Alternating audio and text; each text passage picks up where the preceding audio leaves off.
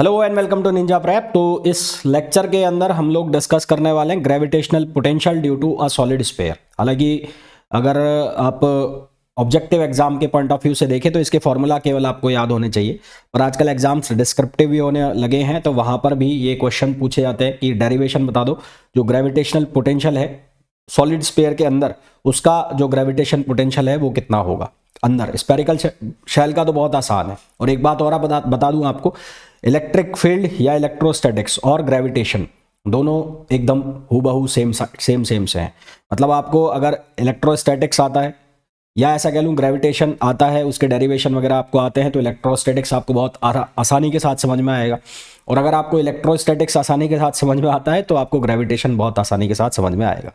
वहाँ पर ई का यूज होता है, यहाँ पर जी का यूज होता है, बाकी हूबहू सेम टू सेम एक्सप्रेशन चलते हैं। ऐसे ही मैग्नेटिक इफेक्ट ऑफ करंट या मैग्नेटिक फील्ड के अंदर भी सेम टू सेम एक्सप्रेशन चलते हैं। तो तीनों एक दूसरे से लिंक है।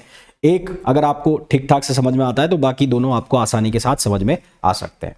मैं बात कर रहा हूँ यहाँ पर सॉलिड स्फीयर के अंदर आपको ग्रेविटेशनल पोटेंशियल पूछा जाता है। हम यहाँ पर तीनों ही निकालेंगे, सॉलिड स्फीयर के अंदर भी, बाहर भी और उसके सरफेस के ऊपर भी।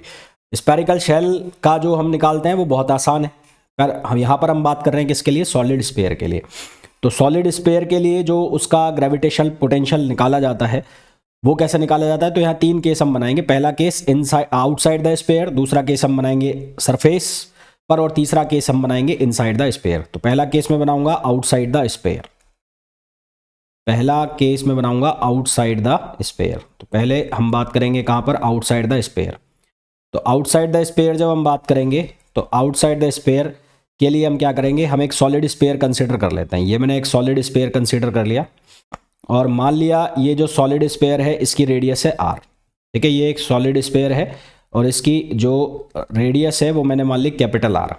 लेट सपोज हमारे पास कोई पॉइंट है यहाँ पर और ये पॉइंट है P, और इस पॉइंट की P की सेंटर से डिस्टेंस है R।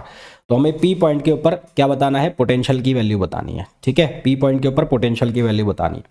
तो P पॉइंट के ऊपर पोटेंशियल की वैल्यू फाइंड आउट करने के लिए हम क्या करेंगे, हम ये मान लेंगे कि जो सॉलिड स्फीयर है बहुत सारे स्फेरिकल शेल से मिलकर बना हुआ है। यानी कि मान लो एक शेल ये हो गया, एक शेल ये हो गया, एक शेल ये हो गया, है ना। तो ऐसे हमने बहुत सारे शेल मान लिए और जिनका मास हमने मान लिया, एक का मास हो गया m1, एक का हो गया m2, एक का हो गया m3। इस तरह से हमने इसके मास मान लिए, और ये सारे के सारे कॉन्सेंट्रिक है। कॉन्सेंट्रिक मतलब इन सभी का सेंटर क्या है, एक है ना। तो हमने क्या किया, टू फाइंड आउट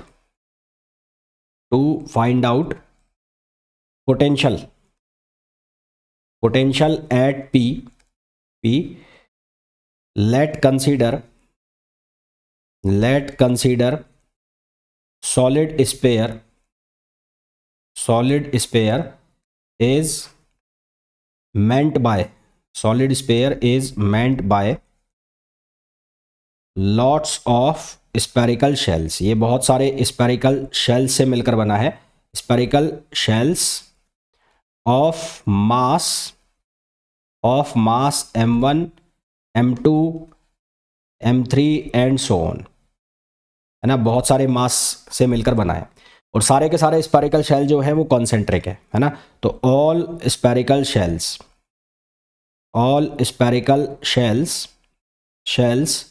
आर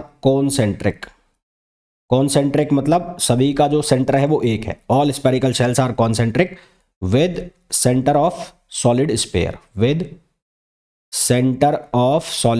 सभी का जो सेंटर है और जो सभी स्पेयर्स है उनका जो सेंटर है वो एक ही है। तो इसका मतलब P पॉइंट की डिस्टेंस सभी के लिए क्या हो गई, सेम हो गई। तो इंडिविजुअली यदि एक एक के लिए आप पोटेंशियल निकालते हो तो पोटेंशियल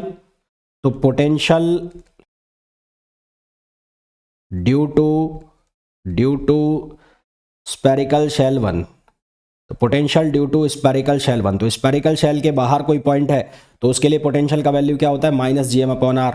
तो मान लो वो है V1, तो वो हो जाएगा -gm/r1। सिमिलरली पोटेंशियल यहाँ पर दूसरे के लिए निकालोगे तो similarly potential due to spherical shell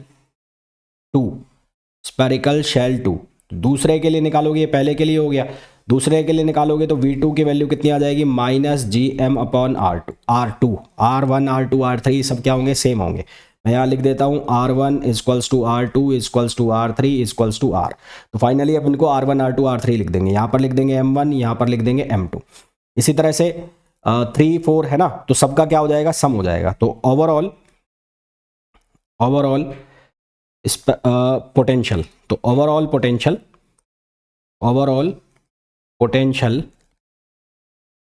potential V जो है वो किसके बराबर हो जाएगा, वो हो जाएगा V1 plus V2 plus V3 and so on, ये बन जाएगा।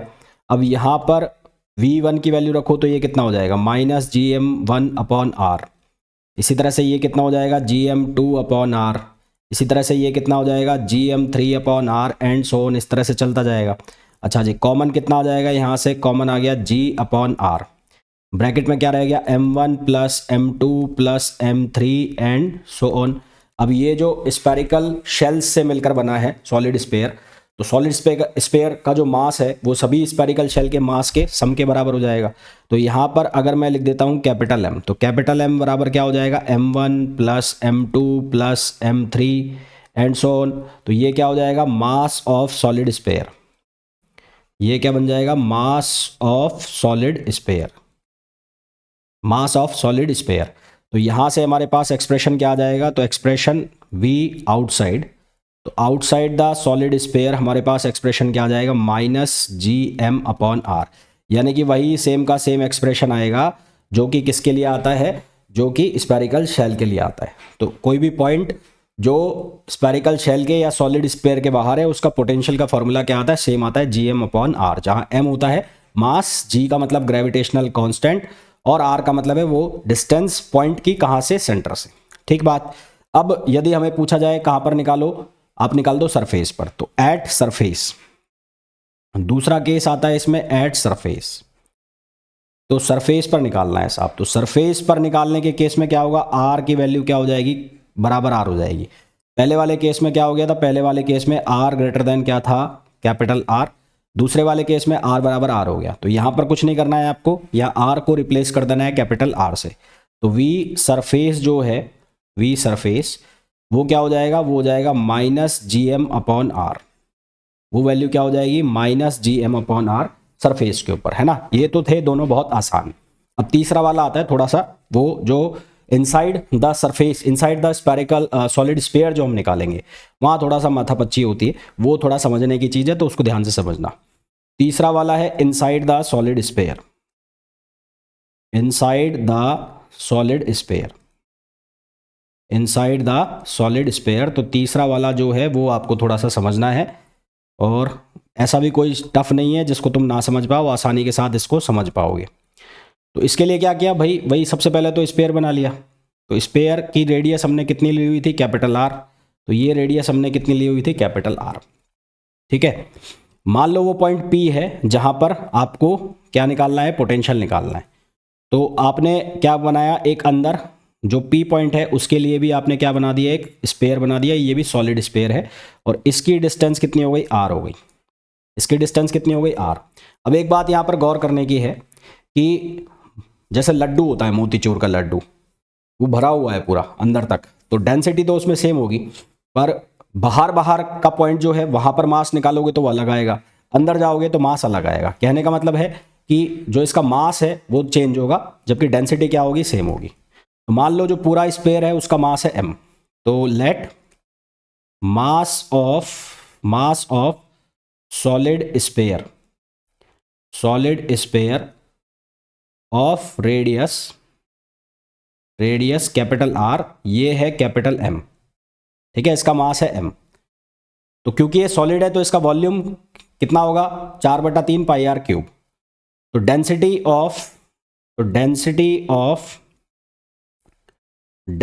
ऑफ सॉलिड स्फीयर, तो डेंसिटी कैसे निकालते हैं, डेंसिटी निकालते हैं मास पर यूनिट वॉल्यूम। डेंसिटी कैसे निकाली जाती है, मास पर यूनिट वॉल्यूम। तो डेंसिटी को हमने लिख दिया किससे, रो से, और ये किसके बराबर हो गया, M अपॉन, यहाँ वॉल्यूम की वैल्यू कितनी हो गई, 4/3 पाई R क्यूब। तो ये कितना हो जाएगा, ये हो जाएगा 3M अपॉन 4 पाई R क्यूब। और ये डेंसिटी जो है वो थोरोली क्या रहेगी, कांस्टेंट रहेगी। डेंसिटी जो है वो अंदर तक क्या रहेगी, कांस्टेंट रहेगी। अब मेरे को क्या निकालना है, ये जो पॉइंट है पी पॉइंट, इस पी पॉइंट के ऊपर मेरे को क्या वैल्यू फाइंड आउट करनी है, मास की वैल्यू फाइंड आउट करनी है। इस पी पॉइंट के ऊपर हमें किसकी वैल्यू फाइंड आउट करनी है, मास की वैल्यू फाइंड आउट करनी है। ठीक है, इस पी पॉइंट के ऊपर हमें क्या करना है, मास की वैल्यू को फाइंड आउट करना है। तो ये जो पी है, इस पी पे अगर मेरे को मास निकालना है तो मेरे को यहाँ का वॉल्यूम चाहिएगा। तो mass for the solid sphere, mass for the solid sphere of radius small R. तो स्मॉल आर रेडियस का जो मास है वो निकालना है, तो उसको मान लेता हूं मैं एम प्राइम। तो वो एम प्राइम उसको मान लेता हूं, तो एम प्राइम की वैल्यू किसके बराबर हो जाएगी, वॉल्यूम इनटू डेंसिटी। किसके बराबर हो जाएगी, वॉल्यूम इनटू डेंसिटी हो जाएगी। तो वॉल्यूम कितना हो जाएगा, वो हो जाएगा 4/3 पाई आर क्यूब, और डेंसिटी कितनी हो जाएगी, रो। वॉल्यूम कितना हो जाएगा, 4/3 पाई आर क्यूब, और डेंसिटी कितनी हो जाएगी, रो। तो ये मास हो गया। तो इस पी पॉइंट पे इस सेंटर को नाम देता हूं ओ। तो इस पी पॉइंट के ऊपर जो पोटेंशियल आएगा, ये पी पॉइंट इस सेंटर वाले पॉइंट के लिए तो क्या हो गया, बाहर हो गया। तो इस पी पॉइंट के ऊपर अगर हमें पोटेंशियल निकालना है तो पोटेंशियल हम कैसे निकालेंगे, -gm/r वाला फॉर्मूला लगा के। तो पोटेंशियल एट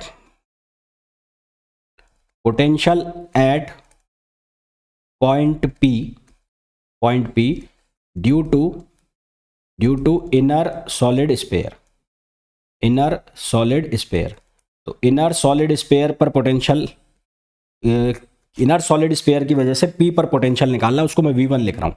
तो वो कैसे निकालेंगे, GM प्राइम लिख दिया, और डिस्टेंस कितनी हो गई, R स्मॉल। तो यहाँ वैल्यू डाल दो G, ये अपॉन R। अच्छा, M प्राइम की वैल्यू कितनी है, ये है 4/3 पाई are cube row.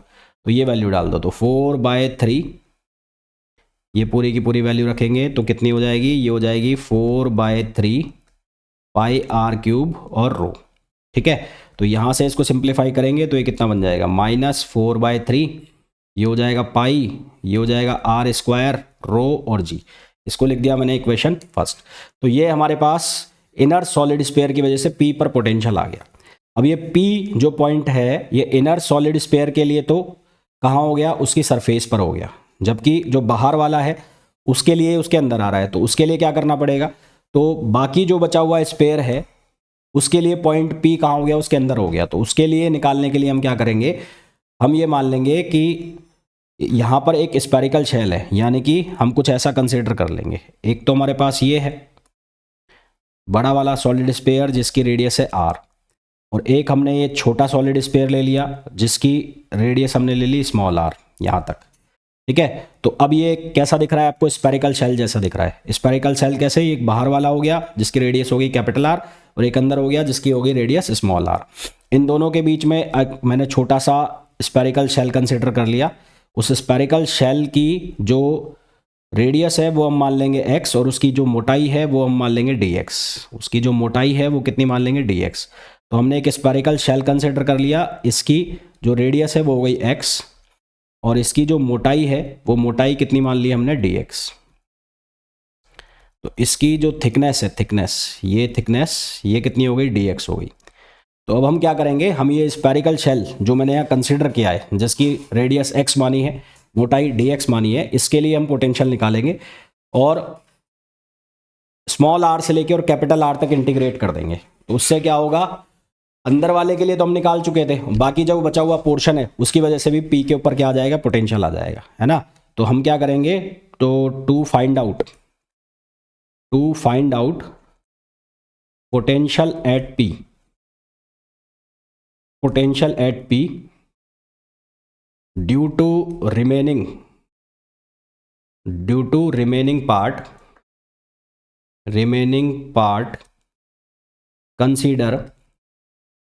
consider a spherical shell of radius x and thickness dx, और इसकी जो थिकनेस है वो हम कितनी मान लेंगे, dx। तो इसका वॉल्यूम कितना हो जाएगा, तो वॉल्यूम ऑफ स्फेरिकल शेल, तो वॉल्यूम ऑफ शेल कैसे निकालोगे, इसके लिए आप क्या करोगे, 4/3 पाई, बाहर तक की रेडियस कितनी हो जाएगी, बाहर की रेडियस हो जाएगी x प्लस डी एक्स। इसको जोड़ दोगे ना तो x प्लस डी एक्स, बाहर वाले की radius x plus D x का क्यूब करोगे, में से अंदर वाला माइनस कर दो, 4/3 पाई एक्स क्यूब। तो यहाँ इसको सॉल्व करोगे तो आपके पास बचेगा 4 pi x square D x. क्या बचेगा? 4 pi x square D x. अब चाहो तो डायरेक्ट याद रख सकते हो, ये सब लिखने की ज़रूरत है नहीं। तो ये क्या आ गया? इसका वॉल्यूम आ गया। अब वॉल्यूम आ गया तो यहाँ से हम इसका क्या निकालेंगे? मास। और मास निकालने के लिए इसको किससे मल्टीप्लाई करना पड़ेगा? डेंसिटी से। तो मास ऑफ स्फेरिकल शेल, तो मास ऑफ स्फेरिकल शेल इसको मैं लिख देता हूं m डबल प्राइम से।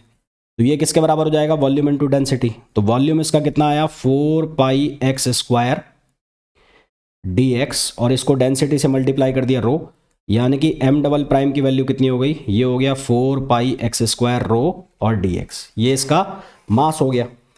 अब हम क्या निकाल लेंगे? हमें निकालना है इस पर पोटेंशियल। तो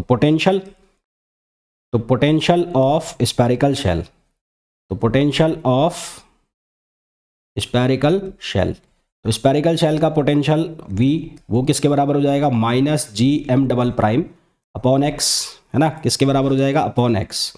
तो यहाँ से V की वैल्यू आ जाएगी minus G, m double prime की वैल्यू रख दो 4 pi x square rho d x upon आपने कर दिया x। तो यहाँ से क्या होगा? x से x कैंसिल हो जाएगा, तो v की वैल्यू बन जाएगी -4 पाई g,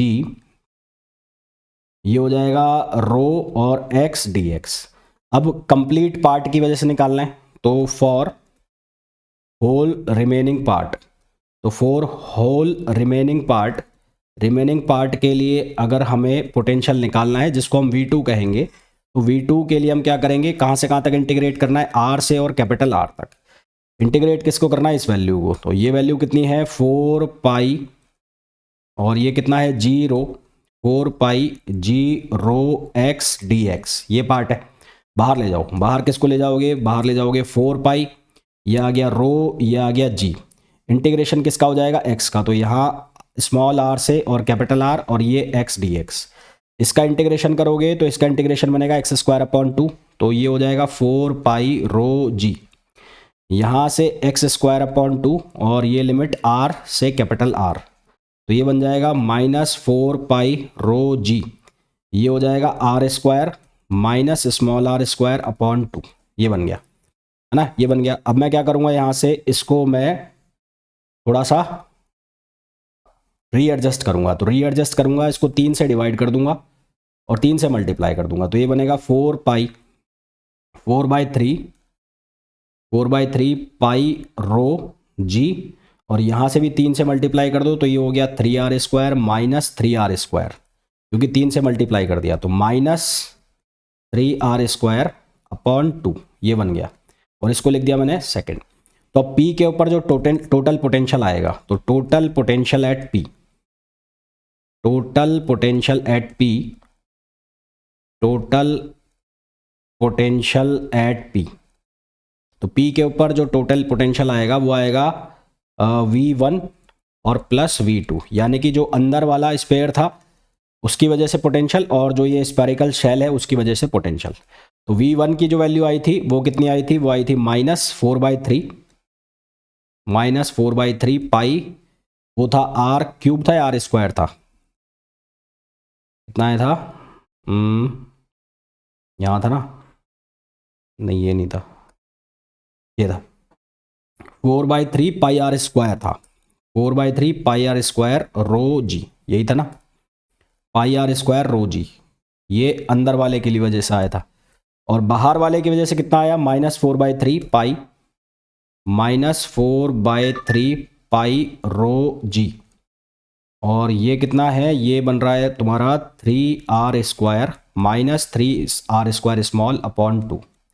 तो यहाँ से कॉमन कितना निकल रहा है? कॉमन निकल रहा है -4/3 पाई रो और जी, ये कॉमन निकल रहा है। तो ब्रैकेट में क्या जा रहा है? ब्रैकेट में जा रहा है रो r स्क्वायर, ये माइनस माइनस क्या हो गया? प्लस, तो प्लस हो गया, तो ये बनेगा 3r स्क्वायर अपॉन 2, और ये कितना बन जाएगा? -3r square upon 2। एलसीएम ले लो, तो एलसीएम लोगे तो यहाँ से वैल्यू कितनी बनेगी? ये हो गया -4/3 पाई रो जी, और यहाँ से एलसीएम आ गया दो, तो ये बन गया 2r² प्लस ये हो गया 3r² और माइनस ये हो गया 3r²। तो ये प्लस का और ये माइनस का, तो बचेगा 1। तो यहाँ से बनेगा -4/3 पाई रो जी, यही है ना, पाई रो जी, और यहाँ से तुम्हारे पास बनेगा 3r² माइनस r² और अपॉन 2, ये बन गया। अब मैं क्या करूँगा, ऊपर नीचे इसको मल्टीप्लाई कर दूंगा, किससे, 2 से, r से मल्टीप्लाई, कैपिटल R से, तो -4/3 पाई r³ जी, और यहाँ रो भी है ना, यहाँ रो भी लगाओ, और रो, और यहाँ भी मल्टीप्लाई करा दिया 3r² माइनस r² और अपॉन ये हो गया 2r³। अब क्योंकि हमने पढ़ा है जो मास था वो किसके बराबर था, ये देखो, जो इनिशियली मास लिखा था वो था 4/3 पाई r³ इंटू रो, तो ये जो लिखा हुआ है 4/3 पाई r³ इंटू रो, ये क्या हो गया, मास हो गया, ठीक है। तो 4/3 पाई r³ इंटू रो, तो ये पूरी की पूरी जो वैल्यू लिखी हुई है ये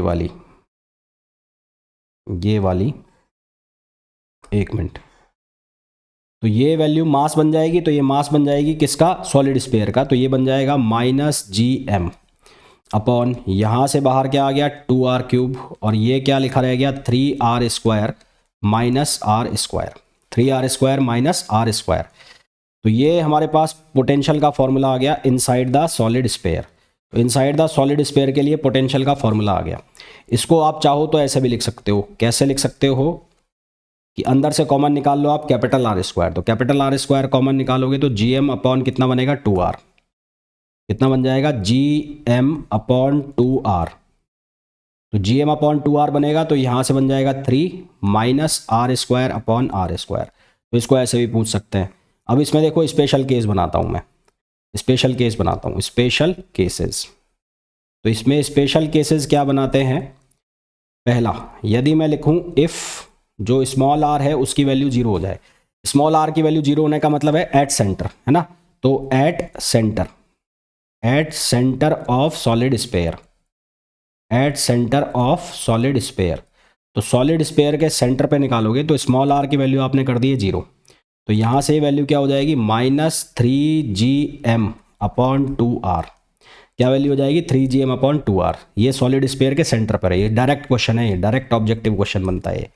फिर दूसरा, यदि यहाँ पर r की वैल्यू को कैपिटल R कर दिया जाए, तो r की वैल्यू को कैपिटल R कर दिया जाए मतलब at surface of solid sphere, surface of solid sphere, तो सॉलिड स्फीयर की सरफेस पर निकालेंगे तो उस केस में क्या होगा, यहाँ पर आप रखोगे, यहाँ पर r बराबर कैपिटल R, तो ये कितना बनेगा 1, तो 3 - 1 कितना हो जाएगा 2, तो यहाँ से वैल्यू कितनी आ जाएगी, ये आ जाएगी -gm upon r।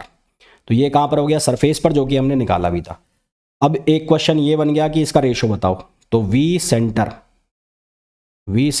Upon v surface, तो सेंटर पर कितना आया है, वो आया है -3gm अपॉन 2r, और सरफेस पर कितना आया है gm अपॉन r, तो यहाँ से कितना बन गया, ये बन गया 3/2। तो आपसे ये क्वेश्चन पूछा जा सकता है कि एक सॉलिड स्फीयर पे पोटेंशियल, सेंटर पर पोटेंशियल, सरफेस पर पोटेंशियल का कितना टाइम्स होता है, तो कितना टाइम्स होता है, सरफेस के पोटेंशियल का 3/2 टाइम्स या 1.5 टाइम्स होता है, 3/2 टाइम्स या 1.5 टाइम्स होता है।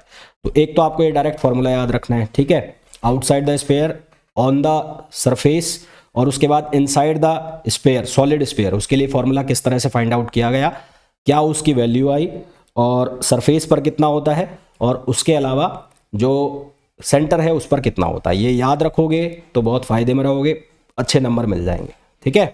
तो होपफुली ये बहुत अच्छे से आपको समझ में आ गया होगा। मिलते हैं नेक्स्ट वीडियो में, till then thank you, bye bye.